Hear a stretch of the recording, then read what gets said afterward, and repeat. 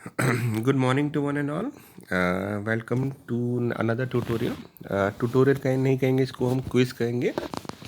जो क्विज़ हमने फ्राइडे को अपलोड किया था DOE पे, उसी का सॉल्यूशन डिस्कस करेंगे बेटा, ठीक है।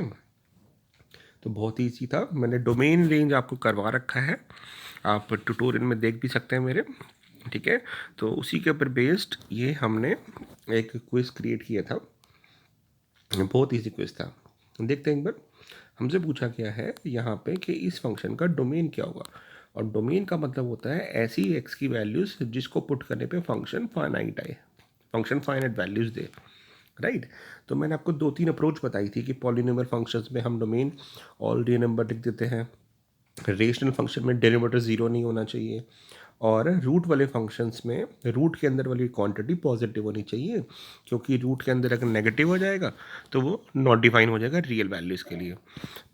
तो यहाँ पे रूट कहाँ है ये, तो यानी इसका डोमेन क्या होगा, हम कहेंगे इसके डोमेन के लिए रूट के अंदर वाली क्वांटिटी यानी ये पॉजिटिव होनी चाहिए, यानी एक्स हमारा ज़ीरो से बड़ा होना चाहिए, ठीक है। और यही हमारा डोमेन हो जाएगा। इसका मतलब एक्स क्या होगा, x belongs to zero to infinity होना चाहिए।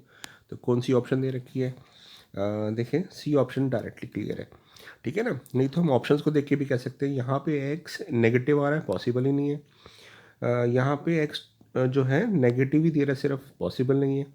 अब ये कह रहा है कि एक्स टू से बड़ा हो, बट एक्स ज़ीरो पे भी तो डिफाइन हो रहा है। अगर एक्स को ज़ीरो पुट करो तो zero plus two finite answer आ रहा है हमारा, तो ज़ीरो भी पॉसिबल है।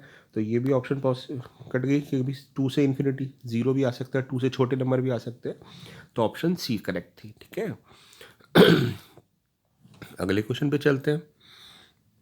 अगले क्वेश्चन में क्या पूछा है, अगले क्वेश्चन पूछा हमसे कि रेंज क्या होगी। रेंज होती है कि वाई की वैल्यू क्या क्या आएगी। जैसे फर्स्ट क्वेश्चन की बात करते हैं, मैं ना सारी रेंज निकाल के दिखाता हूँ आपको। वैसे हम दिख रहे हैं यहाँ पे फर्स्ट फंक्शन में x-4 का स्क्वायर हो रहा है, और हमें पता है कि x-4 का जो स्क्वायर है, यानी किसी भी नंबर का स्क्वायर हमेशा क्या होता है, पॉजिटिव देता है वैल्यू, या ज़ीरो मिनिमम देता है ना। तो हमने लिखा कि x-4 का स्क्वायर हमेशा ज़ीरो से बड़ा होगा। अब यहाँ पे नेगेटिव लगा हुआ है, तो हमने नेगेटिव से मल्टीप्लाई कर दिया। जैसे ही नेगेटिव से मल्टीप्लाई किया, इनइक्वालिटी चेंज हो गई। तो हम कह रहे हैं कि y की वैल्यू, क्योंकि ये y बन गया हमारा ज़ीरो से छोटा या इक्वल होगा, इसका मतलब हो गया इस फंक्शन की जो रेंज आ गई, यानी y की वैल्यू आ गई, वो आ गई -∞ से ज़ीरो। बट हमें तो -∞ से 4 चाहिए, तो ये ऑप्शन तो नहीं हो सकती। फिर चलते हैं बी पार्ट पे। बी पार्ट के लिए हम सेम कहेंगे कि x-4 जो होगा उसका स्क्वायर हमेशा ज़ीरो से बड़ा होगा। सेम फंक्शन बनाने के लिए 3 से मल्टीप्लाई कर दिया। अब जब मैं दोनों साइड 3 से मल्टीप्लाई करूँगा, इनइक्वालिटी तो चेंज नहीं होगी, और राइट साइड पे जीरो रहेगा, क्योंकि 0 इंटू 3 ज़ीरो होता है। तो ये बन गया y greater than equal to zero. यही हमारी रेंज क्या बन गई, हमारी रेंज बन गई कि आंसर y के जो आएंगे वो ज़ीरो से बड़े होंगे या ज़ीरो के इक्वल होंगे। तो ज़ीरो से इन्फिनिटी ये भी नहीं है, -∞ से 4। अब चलते हैं सी पार्ट पे। जो बात हम मॉड में करते हैं या वही बात हम स्क्वायर में करते हैं। तो मॉड भी हमें पता है कि मॉड एक्स जो होता है वो हमेशा ज़ीरो से बड़ा होता है। अब मैं 4 ऐड कर दूंगा दोनों साइड सेम फंक्शन बनाने के लिए, तो ये हो जाएगा 4 से बड़ा, यानी y की वैल्यू 4 से ग्रेटर होगी या इक्वल होगी। तो हमारी रेंज क्या आ गई, रेंज आ गई हमारे पास, रेंज आ गई 4 टू इन्फिनिटी। ये भी नहीं है, तो ऑप्शन डी करेक्ट होगी। एक बार डी निकाल लेते हैं। डी कैसे निकालेंगे, मॉड एक्स लिखेंगे, ज़ीरो से बड़ा है, फिर 5 से मल्टीप्लाई कर देंगे, क्योंकि 5x मॉड एक्स चाहिए, बट वो तो नेगेटिव चाहिए, तो नेगेटिव से मल्टीप्लाई कर देंगे दोनों साइड। जैसे ही नेगेटिव से मल्टीप्लाई किया, ये लेस देन ज़ीरो हो गया, फिर 4 ऐड कर दिया हमने दोनों साइड, तो ये हमारे पास बन गया y जो होगा वो 4 से छोटा होगा, यानी रेंज क्या आ गई हमारी, रेंज आ गई हमारे पास -∞ से 4। और यही हमें चाहिए थे। तो किस फंक्शन की रेंज -∞ से 4 थी, तो कहेंगे डी पार्ट की रेंज ये आएगी, ठीक है ना। अब चलते हैं अगले क्वेश्चन पे। सेम पाँच यहाँ पे पूछिए कि रेंज रियल नंबर किसकी होगी। तो जो हमें ध्यान रखना है कि 3 की पावर x, a की पावर x जो होता है वो हमेशा ज़ीरो से बड़ा होता है, ठीक है ना। a की पावर x का जो ग्राफ होता है, अगर a की बात करें तो ए का ग्राफ, ए की पावर एक्स का ग्राफ ऐसे बनता है, ये कभी टच भी नहीं होता, ठीक है ना, यहाँ पे ऐसे पैरेलल जाता रहता है। तो ए की पावर एक्स 0 से बड़ा होता है। अगर मैं 1 ऐड कर दूंगा दोनों साइड, और ये इक्वल टू 0 भी नहीं होगा, यहाँ पे ना इक्वल टू 0 भी हटा देते हैं, क्योंकि 0 को भी टच नहीं करता है, क्योंकि 0 टच करता है इन्फिनिटी पे, नेगेटिव इन्फिनिटी पे। तो 3 की पावर एक्स हमेशा 0 से बड़ा होगा, +1 कर देंगे तो हमेशा 1 से बड़ा होगा, यानी वाई जो होगा वो 1 से ग्रेटर होगा। तो हम कहेंगे कि जो हमारी जो रेंज आ रही है वो आ रही है 1 से इन्फिनिटी। तो ये तो पॉसिबल नहीं, हमें रियल रेंज की बात करनी है। अगला वाला डायरेक्ट हमें आंसर दिख रहा है कि पॉलिनोमियल फंक्शन है, पॉलिनोमियल फंक्शन की रेंज जो होती है वो क्या होती है, ऑल रियल नंबर्स।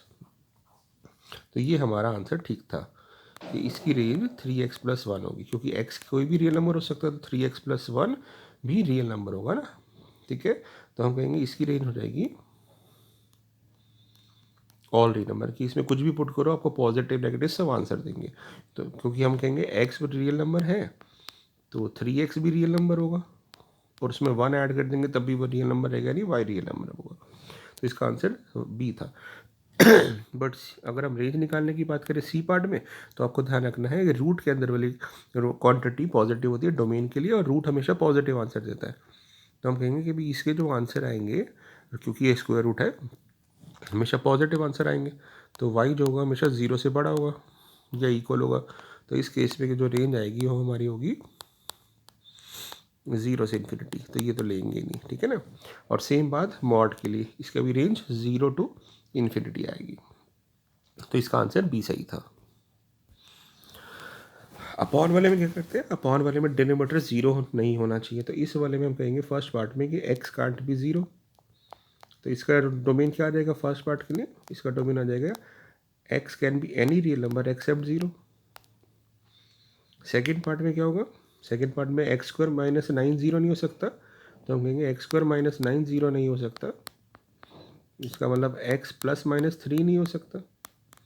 तो सेकेंड पार्ट का डोमेन आएगा हमारे पास all real numbers except -3 and 3, ठीक है ना। अपॉन वाली टर्म 0 नहीं हो सकती, क्योंकि अपॉन में 0 हो गया तो नॉट डिफाइन हो जाएगा ये।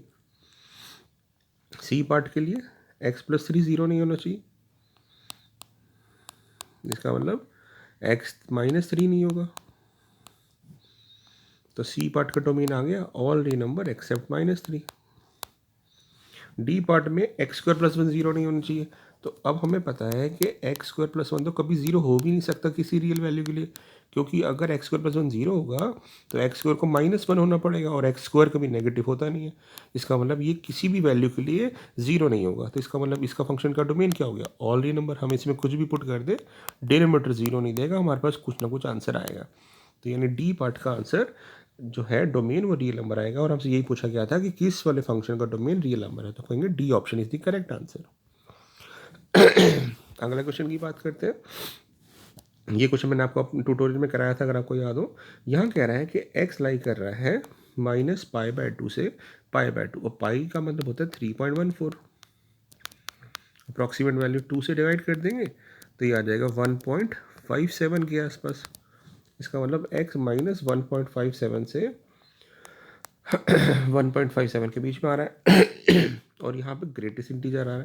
तो मैंने आपको बताया था ग्रेटेस्ट इंटीजर के लिए हम क्या करते हैं, एक्स को ना एक एक इंटरवल पे ब्रेक कर लेते हैं इंटीजर्स पे। तो हम कहेंगे -5.7 से, जब ये -1 के बीच में होगा, फिर x -1 से 0 के बीच में होगा तो क्या होगा, और फिर x 0 से लेके 1 के बीच में होगा तो क्या होगा, और फिर x 1 से लेके 1.7 तक के बीच में होगा तो क्या होगा, ठीक है ना। तो ये इक्वल टू भी नहीं लगाना, क्योंकि इक्वल टू है ही नहीं यहाँ पे ना, इक्वल टू भी नहीं लगा हुआ, तो हम इसको इक्वल टू हटा देते हैं, क्योंकि रेंज -π/2 से π/2 दिए एक्सक्लूसिव, ठीक है। अब बात करते हैं इस वाले इंटरवल में ग्रेटेस्ट इंटीजर क्या देगा, प्रीवियस इंटीजर देता है, यानी इस वाले इंटरवल में ग्रेटेस्ट इंटीजर की वैल्यू x की वैल्यू -2 आ जाएगी, क्योंकि पिछला इंटीजर देता है।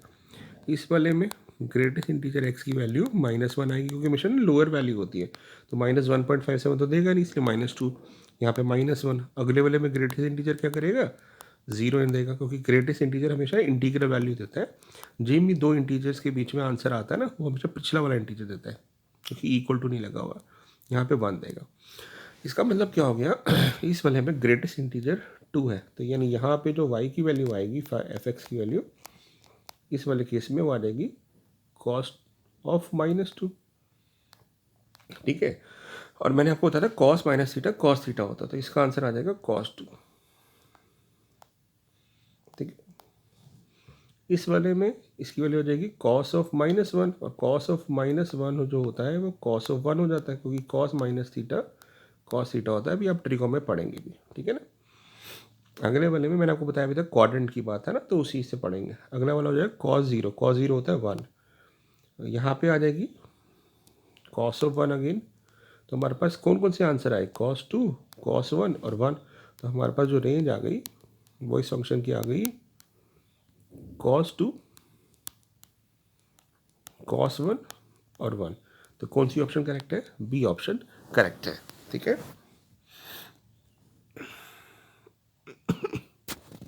अब चलते हैं अगले वाले पार्ट पे, डोमेन। तो इसमें भी सेम, डोमेन की जो रूट के अंदर वाली क्वांटिटी है वो पॉजिटिव होनी चाहिए। अब मैंने आपको बताया था वेविकर मेथड में एक्स को कोफिशिएंट पॉजिटिव करना होता है, तो हमने माइनस से मल्टीप्लाई कर दिया, इनइक्वलिटी चेंज हो गई। तो ये बन गया एक्स इंटू एक्स माइनस 4, 0 से छोटा। अब वेविकर मेथड में क्या बताया था आपको मैंने, कि फैक्टर बनाने के बाद अब नंबर लाइन पे फैक्टर को प्लॉट करेंगे, यानी या तो ये 0 होगा यानी एक्स 0 हो जाएगा, यानी या फिर एक्स माइनस 4 0 होगा तो एक्स 4 हो जाएगा। एक्सट्रीम राइट पे प्लस साइन, फिर ऑल्टरनेट साइन देते हैं अगर पावर सबकी 1 हो। अब क्योंकि ये लेस देन 0 है तो नेगेटिव वाला हमारा आंसर होगा, तो यानी ये वाला हमारा आंसर हो जाएगा। तो हम कहेंगे एक्स लाई करेगा 0 से 4, यहाँ पे नेगेटिव कब होगा, जब एक्स 0 से 4 के बीच में होगा, और इक्वल टू लगा हुआ तो लगा देंगे। तो ये इसका मतलब क्या हो गया, हमारा जो डोमेन आ गया वो आ गया हमारे पास 0 to 4। तो ऑप्शन नंबर डी करेक्ट हो गई। कई बार क्या होता है बेटा, आप ऑप्शन को देख के भी गैस कर सकते हैं कि आंसर हमारा ठीक है कि नहीं।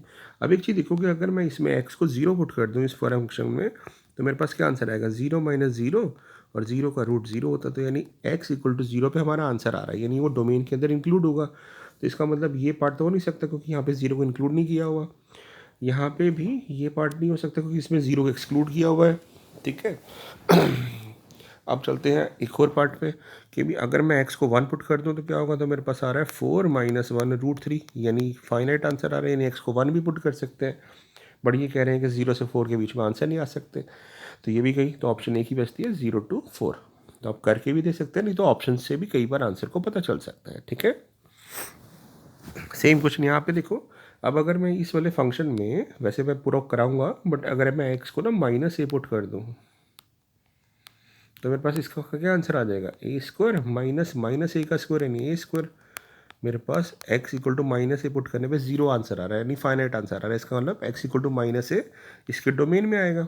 ठीक है ना, तो ये ऑप्शन गई क्योंकि ये माइनस ए को इंक्लूड नहीं कर रहा, ये ऑप्शन गई क्योंकि x equal to minus a include नहीं कर रहा, ये ऑप्शन गई क्योंकि x equal to minus a include नहीं कर रहा, तो b option is the correct answer.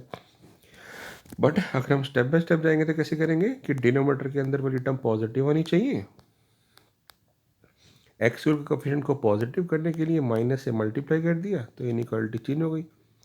अब फैक्टर बन गए एक्स माइनस 1, एक्स माइनस ए और एक्स प्लस ए, -1 बोल दिया गलती से। अब इसके फैक्टर बना लेते हैं, ये बन जाएगा माइनस ए और ये ए, प्लस माइनस और प्लस किया। अब क्योंकि ये लेस देन 0 है, ये मीन्स हमें माइनस वाले को देखना है, तो माइनस यहाँ आ रहा है, इसका मतलब एक्स लाई करेगा माइनस ए टू ए। तो हमारा डोमेन क्या आ जाएगा, हमारा डोमेन हो जाएगा x lies between minus a to a, और इक्वल टू लगा हुआ था यहाँ पे साइन, इसलिए मैंने क्लोज ब्रैकेट लगा दिया, तो हमारा ऑप्शन बी हो गया। ठीक है ना, तो सेम आंसर आ रहा है। अब चलते हैं y equal to x cube पे। Y equal to x cube को अगर आपको बनाना भी आना चाहिए, नहीं तो आना कुछ वैल्यूज़ ले लो। ठीक है, एक्स की कुछ वैल्यूज़ ले लो, बस इसका आंसर डायरेक्ट दिख रहा है, ए ऑप्शन है, बट फिर भी आप ऐसे करो, एक्स की कुछ वैल्यूज़ ले लो, जैसे -2, -1, 0, 1 और 2 ले लेते हैं। ठीक है ना, कुछ भी रैंडमली वैल्यू। अब -2 पे क्या होगा, -2 पे -2 का क्यूब -8 होगा, फिर -1 पे -1 ही देगा, 0 को पुट करेंगे यहाँ पे, तो 0 का क्यूब 0 हो गया, 1 का क्यूब 1 और 2 का क्यूब 8।